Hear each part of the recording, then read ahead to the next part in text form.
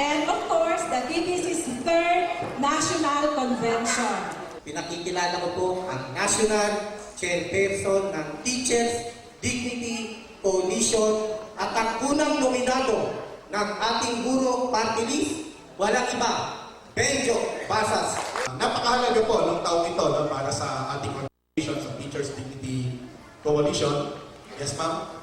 Tatlong bagay, tatlong malalaking signifikanteng mga bagay yung napaka-importante. Signifikante, malaki, importante. Sobrang na yun. Ano po? Una, of course, yung ating ginagawa ngayon, yung third National Convention na ginagawa natin every 3 years. Pangalawa, sa April po, ay magdiriwang tayo ng ika-10 taon. Inayo po tayo sa Philippine Normal University, kasama pa rin po natin ang mga taong nagpasimula, including Professor Romero. No? Tinayo tayo sa PNU noong April 8, 2006. No? Ngayon po ay 10 taon na tayo. 10 taon na tayo nakikipaglaban, 10 taon na tayo nakikipag-ugnayan at nakikipagkaibigan. Ano po? And of course, yung electoral campaign ng ating guro, nagaganap. Of course, nagsisimula na ngayon. No? Ngayon, hindi na po tayo papayag, hindi maproklama. Hindi mananalo lang, ha? Nanalo po tayo ng nakakang election. No, ngayon, hindi po tayo papayag na manalo lang. Kailangan maproklama. Taga Visayas at Mindanao. Thank you po. Mabuhay po tayong lahat ng mga guro. At ito po ang ating isinasagawa ay hindi lamang ito mananatili po dito sa ating convention hall. Ito po ay tutungo beyond this year, no, and beyond this place. Again po, maraming salamat. Magandang hapon at mabuhay tayo. Ladies and gentlemen, the Secretary of Department of Education, Honorable Brother Armin Luis Ron.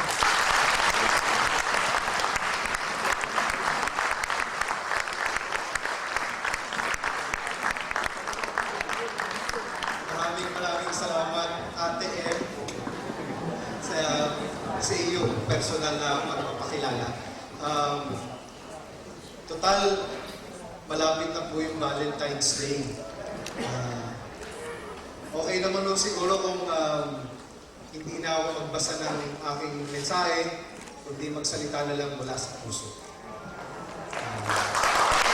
Maraming salamat sa pag-imbita po ninyo sa akin. Ang katunayan po niyan, nagtatanong ako sa sarili ko, pwede ba akong mag-keynote sa Teachers Dignity Coalition na annual membership gathering niyo? Parang hindi naman yata ako pang keynote. Pero ang totoo po niyan, medyo nahirapan akong mag-yes doon sa invitasyon ng TDC. Pero hindi ko ako makapag-no kay Benjo kay Kuya Benjo.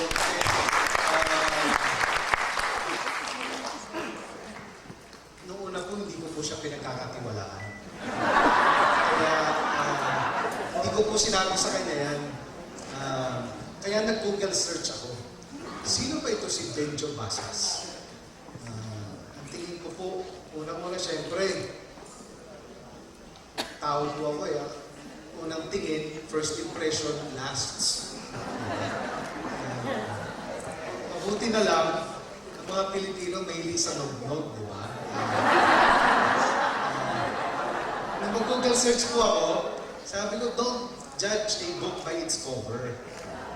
At, pero naging proud po ako nung malaman ko na si Benjo is actually one of our best araling panlipunan teachers indebted.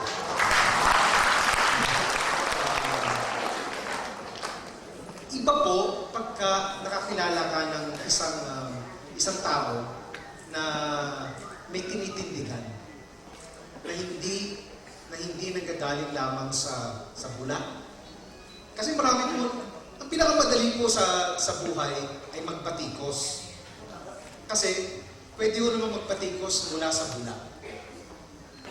But it takes competence and it takes dignity to be able to engage even the structure and even the bureaucracy. And it is difficult for bureaucracy and the structure to turn down a good man. Thank you, Benjo, for bringing back pride. And what you're fighting for.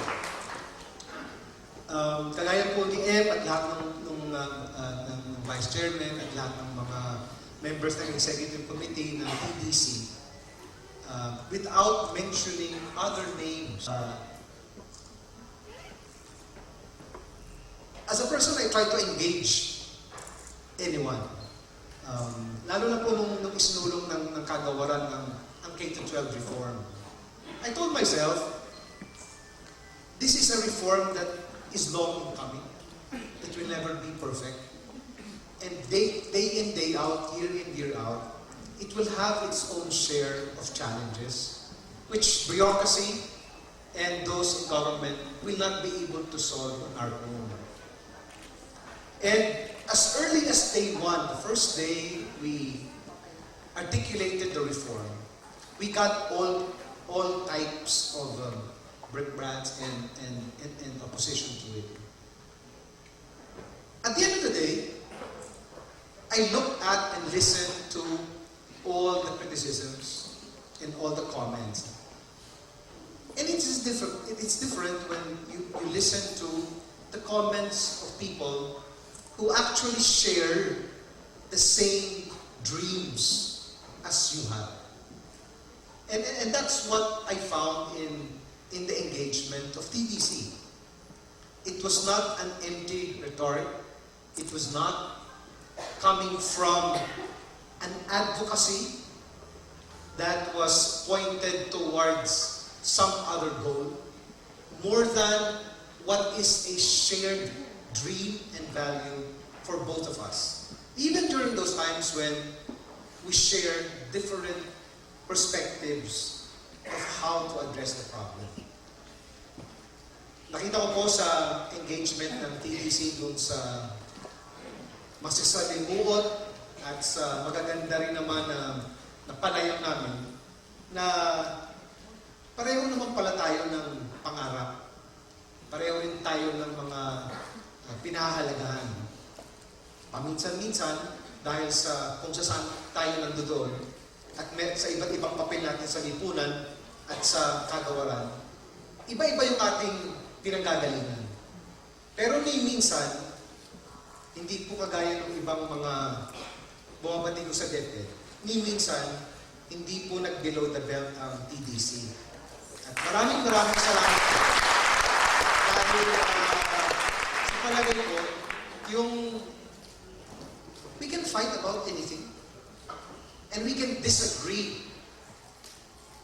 But if we do, let us not give up our dignity as human beings. And most especially, our dignity as teachers. That's where I stand, and I'm certain that's where you stand too. Kaya kong sabayan si Benjo. Sabi ko kaya Benjo, pag natapos ako sa DepEd, and then I have 146 days to go, biniro ko po si Benj. Sabi ko, pwede naman akong sumama sa kalye. Kasi dyan din ako nagdaling. Ang hindi ko lang ako magagawa ay magsuot ng pink. Pero, pagbuksan po niyo ang aking t-shirt, ang puso ko po pink. Mahirap po yung engagement ng bureaucracy with a group like TDC. Aminin ko po sa inyo. Many, if not all, of the other groups that engage us actually do not engage us. Tingnan na lang po ninyo kung ilan sa mga so-called party list ang plataforma ay edukasyon. Sino po sa mga party list ang nag-uupo ng kanilang mga nominees at representatives na tunay na guro? Pagdidinan ko po yung mga pinapaglaban ng ibang mga grupo who put themselves under the sector of education. I really have doubts about what they are fighting for. The great blessings that TTC brings to the department is a blessing of a perspective that no one can take away from you. And it's a perspective that teachers hold the key to any reform and to any other change we wish to do in the department. Palagi po, if I look back at the engagement of DepEd and TDC over these past 5 years, at least from my personal experience, kahit po hindi kami palaging nagtutugma ng pananaw at iba ang tingin sa mga dapat gawin, na dapat naman gano'n. Dahil kung pareho-pareho tayo ng tingin, hindi tayo kailangan mag-usap. But precisely because we stand on different perspectives, we need to talk. But whatever it is, we need, at the end of the day, after all is said and done, and after the blood and tears have been spilled, sana, meron po tayong hindi makalimutan na sa katapusan naman, isang pamilya lang tayo na kahit magsigawan tayo paminsan-minsan, hindi natin mapipigilan pag nag-iinit ang ating mga pinaglalaban. But at the end of the day, we are human beings that engage each other. And we can throw out anything except the respect and the dignity that we both share. So, hindi naman po ako magtatagal sa DepEd. I will count it as my greatest blessing in life and my most unforgettable experience to have had the opportunity to engage you and to have you engage us. If there's any other group that has fruitfully and meaningfully engaged DepEd, it is Teachers Dignity Coalition. And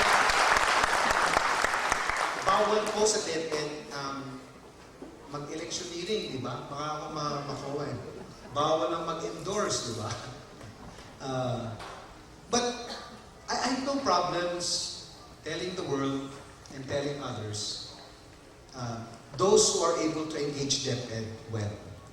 And I cannot think at this time of any other group who have fought for teachers' dignity from the perspective of teachers and have fought hard about it without giving up your own dignity and without disrespecting my own human dignity, except Teachers Dignity Coalition. Maraming salamat po. Only for that, I think we have taught our young people an important lesson in life. Let's remember that our own actions and our words are our greatest lessons for our students. And if we are able to show them how we engage those who have a different perspective than us in a human and charitable way, we have taught them the best engagement lessons in life. I don't think our students will lose sight of that. Kaya, Benjo, pagdating mo sa langit, huwag mo naman kaming kalilimutan. Maraming salamat.